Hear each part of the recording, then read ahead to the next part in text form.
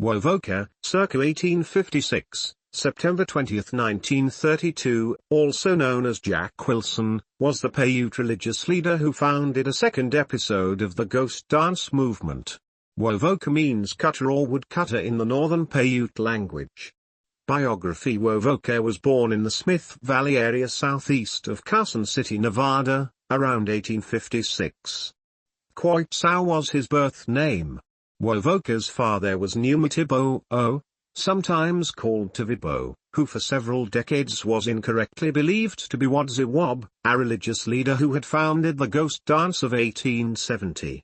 From the age of 8 until almost 30, Wovoka often worked for David Wilson, a rancher in the Yerington, Nevada, area, and his wife Abigail, who gave him the name Jack Wilson when dealing with Euro-Americans. David Wilson was a devout Christian, and Wovoka learned Christian theology and Bible stories while living with him. One of his chief sources of authority among Paiutes was his alleged ability to control the weather. He was said to have caused a block of ice to fall out of the sky on a summer day, to be able to end drought with rain or snow, to light his pipe with the sun, and to form icicles in his hands. Wovoka claimed to have had a prophetic vision after falling into a coma during the solar eclipse of January 1, 1889. Wovoka's vision entailed the resurrection of the Paiute dead, and the removal of whites and their works from North America.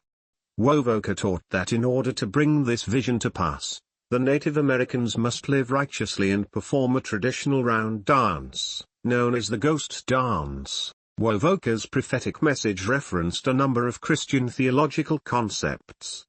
In the Messiah letters, Wovoka spoke of Jesus Christ's life on earth and likened the foretold redemption of Native Americans to a biblical judgment day. Wovoka made references to the reunion of the living and the dead, and also advocated for non-violence in the Christian spirit of pacifism and fair temperament. In its imagery and symbolism, the ghost dance embodied many of these Christian principles. Anthropologists, historians, and theologians provide conflicting accounts on when and how Wovoka had his vision. One scholar of religions, Tom Thatcher, cites James Mooney's Smithsonian-sponsored anthropological report to claim that Wovoka received his first vision while chopping wood for David Wilson in 1887. Conversely, historian Paul Bailey utilized Mooney's work along with interviews with Wovoka's contemporaries and interpreters to assert that he received the vision after entering a 2-day trance, awaking in tears. Regardless, shortly after receiving the vision and its message, it moved quickly beyond his local Paiute community by word of mouth to Native American tribes further east, notably the Lakota. The ghost dance movement is known for being practiced by the victims of the Wounded Knee Massacre. Before the ghost dance reached Native Americans on South Dakota Plains reservations, interest in the movement came from U.S. Indian Office, U.S. War Department, and multiple Native American tribal delegations. As the movement spread across the American West, various interpretations of Wovoka's original message were adopted, notably by the Lakota Sioux living on the Pine Ridge Reservation. The Lakota interpretation was considered more militant, placing additional emphasis on the foretold elimination of white men. Although the Lakota interpretation promoted hostility toward U.S. federal agents, it did not explicitly advocate for violent action. Historical evidence suggests that the unconventional practice of Christianity on the part of the Lakota tribe was largely responsible for the tensions between whites and Native Americans leading up to the battle at Wounded Knee. U.S. authorities challenged the theological views of the ghost dance movement, and arguably sought conflict with the Lakota tribe as a means of condemning these practices. Wovoka never left his home in Nevada to become an active participant in the dance's dissemination in the U.S. interior. Indian agents, soldiers, and other federal officials tended to have a hostile and sometimes violent attitude toward the movement. Post-Wounded Knee life and death. Wovoka was disheartened by how events unfolded at the massacre. He still remained a prominent Native American leader until his death sometime between 1894 and 1896. He was reported to have been a sideshow attraction at a San Francisco midwinter fair carnival.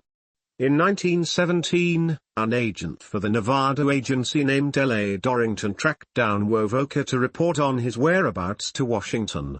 Curious to see if the former Native American Messiah had any ties to the Native American Church, Dorrington found that Wovoka was instead living a humble life in Mason. He abstained from the practice, worked as an occasional medicine man, and traveled to events on reservations across the United States. Wovoka died in Yerington on September 20, 1932, and is interred in the Paiute Cemetery in the town of Schurz, Nevada. In popular culture, Native American band Redbone named their 1973 album Wovoka, and the title song, after the prophet. In the 1971 film Billy Jack, Billy, played by Tom Laughlin, teaches the ghost dance to Indians and students of the Montessori Freedom School. In the moments leading up to this session, Billy's girlfriend Jean, played by Laughlin's wife, Dolores Taylor, explains Wovoka and the ghost dance to an abused teenage girl hiding from her abusive father at the school. Jean says that once, even Christ appeared to Wovoka. In 1988, Ghost Dance was remastered and reissued on the eponymous Death Cult compact disc, reaching number 2 on the UK independent chart when originally released in July 1983. Ian Astbury, singer and songwriter with Billy Duffy, spent formative years in Canada in which his part Native American heritage was to become a small but important part of his songwriting. Wovoka had a vision. His words went far and wide: save our once great nation, and dance the dance of pride. In the 2007 film Bury My Heart at Wounded Knee, Wovoka is portrayed by Studi. The Dead Inklings, an American indie rock band, has written a song about Wovoka and the ghost dance entitled Them Bones. The band Old Crow Medicine Show mentions the prophets from Elijah to the old Paiute Wovoka in the song I Hear Them All, from their album Big Iron World. Written by David Rawlings, I Hear Them All also appears on his album A Friend of a Friend.